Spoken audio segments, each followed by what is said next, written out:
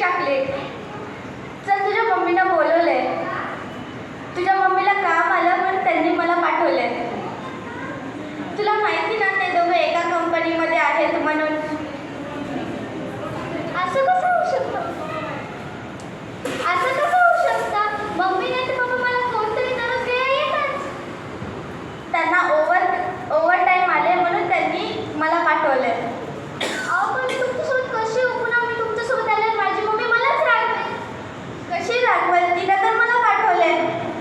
पण मला नाही, मम्मी मला मी ते एक काम करते, त्यांनी ना मॅमला सांगितलं असेल माझ्या. मी त्यांना विचारते. नाही त्यांनी मॅमला नाही सांगितलं कारण की ना त्यांची ना चार्जिंग संपली होती मोबाईलची. मी मग मॅमच्या फोनून त्यांना फोन करते. अरे कसं फोन लावू शकतेस तू? त्यांची तर चार्जिंग संपली आहे. त्यांची चार्जिंग तुम्हाला काय माहिती?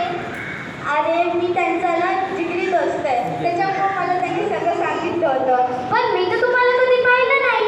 माझा ना ट्रान्सफर झाला US वरून, त्याच्यामुळे मी तुला कधी दिसलं नसतो इथं.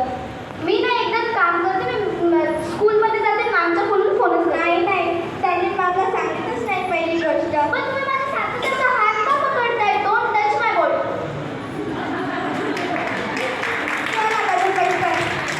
तुम्हाला सांगितलं ना माझ्या सारखं हात नका पकडू. तुम्हाला कळत नाही का? Don't touch my body.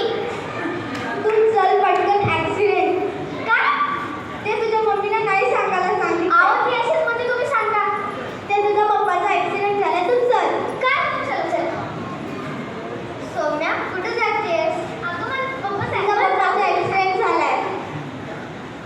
पण कुठे झाला ॲक्सिडेंट? ते तिथं कोपऱ्यावर त्यांचा ॲक्सिडेंट झालाय. कसा झाला? त्यांना एका गाडीनं धडक दिली. बरं तू यांना ओळखतीस का? तुम्ही कोण आहात तिचे? मी ना तिच्या पप्पाचा मित्र आहे. तू यांना ओळखतीस का? मग तू कसं जाते यांच्यासोबत? बरं हिच्या मम्मीने तुम्हाला कोणता कोड सांगितलाय? कोड काय असतात हे? एखादं पासवर्ड? हो सांगितलं आहे ना. कोणता? 9237. नाही. हे सौम्या तुझे कोणी लागत नाही. तू यांच्यासोबत कसं जातेस? सांगितलं ना, मला हे सगळं खरंच वाटत होतं. आता तुम्हाला दोघींना कळालंय की मी अनोळखी आता मी तुला दोघींना घेऊन जाणार. अरे आता हे कुठं कोण गेले? जाऊ दे, यांना सोडूनच देतो आता मी.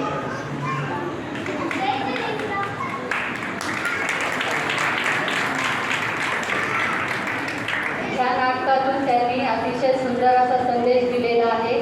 आपल्या सगळ्यांच्या लक्षात आलाय का तो संदेश?